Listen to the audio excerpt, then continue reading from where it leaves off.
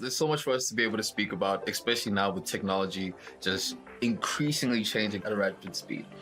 One of the things, obviously, that's a hot topic right now is how each company almost has to embrace sustainability into their practices. Now, when we're looking at Dark Matter, which is a digital marketing company, you might ask yourself, how does sustainability even factor in this? And for me, it's always a good time to speak to someone who maybe isn't as, maybe the objectives of ESG or sustainability are as important to or as directly related to. But from your perspective, how do you view sustainability? Maybe that's a good place to start because there's so much to unpack with that. Yeah, I think sustainability is quite a broad term, but maybe in a business sense, it's for every action you take, you make sure that you're reducing your carbon footprint, right?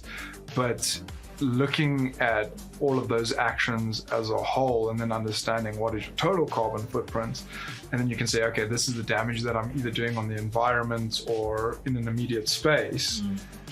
For me, it's about trying to reduce that such that we leave a better place for the future. Let me stop you there, right? Because even that, I think, is a bit, is bullshit a bit, right? Because the manners in which we're even measuring carbon footprint is really subjective.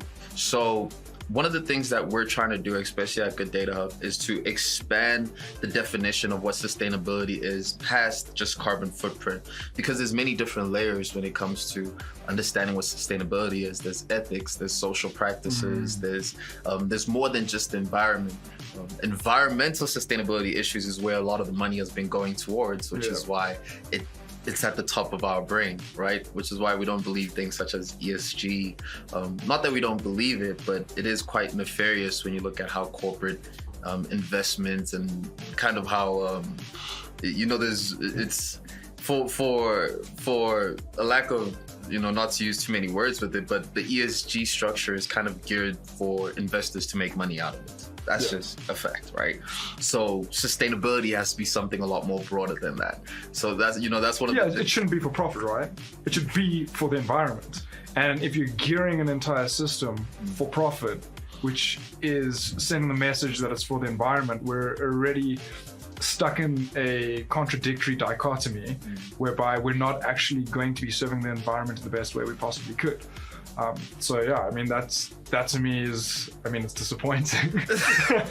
but beyond environment, Xavier, I think the environment, right, in the sense of the people around you, that's your environment. Your community, that's your environment. One of the sayings that you hear a lot when you go to these conferences, these sustainability conferences, is that the people inhabit the environment. So if you're going to look at the environment without looking at the people, you almost are ignoring a huge part of the environment, which is why it kind of is up to each of us to define what our own terms of sustainability is. And I think that's just more so where the market is moving when you think of things like conscious consumerism.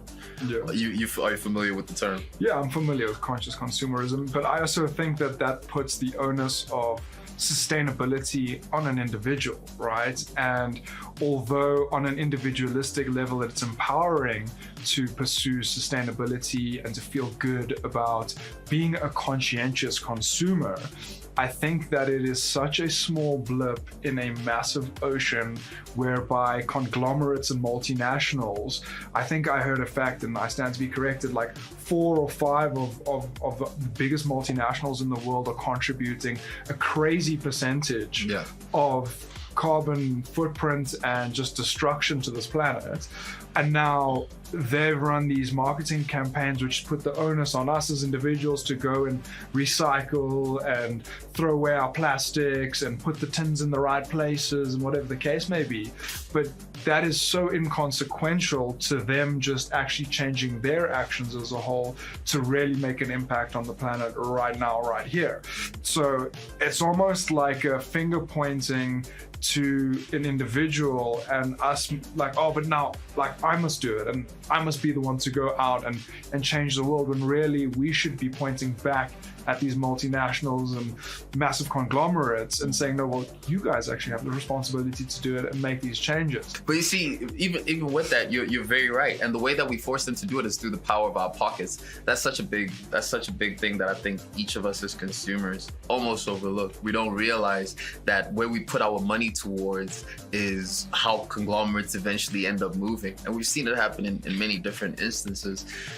So it kind of, when I look at it, there was a study that was put out by Stanford a few years ago, and they looked at consumers between the ages of 16 and 32, and 80% of them said that they cared about where the goods that they purchase are sourced and the ethical thoughts behind it. Yeah. So clearly, we're moving more so towards a more caring society, or a society of people who really have an interest in that the things that they use, they give their money to, should have a clear ethical narrative towards it, right? And I think that's where it applies for even with digital marketing companies or whatever the case is, because let's be honest, carbon footprint to you guys are not emitting a whole bunch of carbon footprint. Sure, there's a smoke machine in here. I don't know how much carbon emissions are here, but at the end of the day, it's beyond that, right? And I think by being able to expand what our understanding of sustainability is, especially as business owners, we're able to speak towards the growing conscious consumer.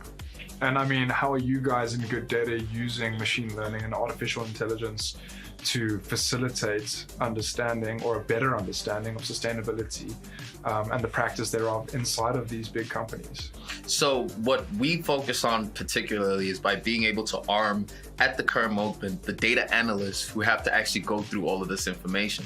So what we've realized is that when it comes time to actually measure how sustainable a company is, it is a extremely convoluted process. The process in its own can take up to 4 to 6 weeks, and you need experts who are data analysts, data scientists, two very different things, by the way. Data analyst, data scientist, and then ESG expert. But the manner in which you have to go through collecting that information and then measuring it against standards is entirely too complex. So we simplify that process by taking in the data that actually is relevant and speaks towards how sustainable companies are being. We package that in the correct manner, and we use machine learning that can allow for data scientists to connect to that information quite easily. But our contribution towards the space is to expand the definition of what sustainability is. So we've created a machine learning encyclopedia for sustainability. This is where data scientists are able to then take in this encyclopedia, push it through their web scraping, push it through their different APIs, and be able to get information that is actually now a lot more relevant to them, as opposed to the ocean of just nonsense and data that you get when you go through that process. So it's basically like a natural language processing sort of algo that you're running, because it's pulling from that encyclopedia and basically telling these data scientists, this is what is important. These are the words you should look at. These are the definitions you should look at. This is your locus of focus. And that's ultimately what this encyclopedia is doing, right? Am I understanding? I like that, locus of focus. Can I steal that? You can have. You guys are not going to charge me for it, right? Maybe. But that's the whole thing, right? Because what we're realizing, especially a lot of our team being data scientists and myself being on the finance side of it, investors do want their investments to reflect a sustainable element to it, but their definition of what sustainability is increasing. So the ESG framework and the UN SDG standards, here's a crazy thing, right? We speak of all these fossil fuel emissions or whatever the case is. If you go through the UN SDG standards, they only mention things like fuel and fuel emissions less than a handful of times. It's only 2-3 times that are mentioned.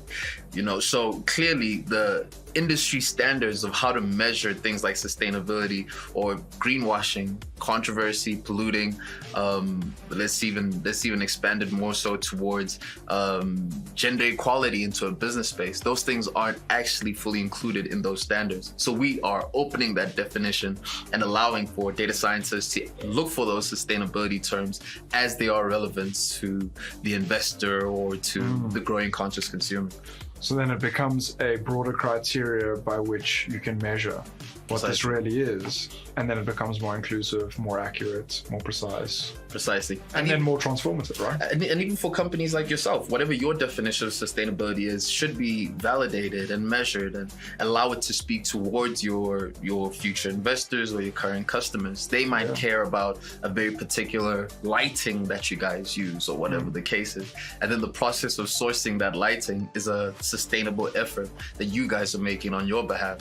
Why shouldn't that be included in the lexicon of sustainable efforts? And that's what we're trying to do, is make sure that consumers and companies alike, their terms of what they believe to be sustainable are measured, they're validated, and they're included into the lexicon.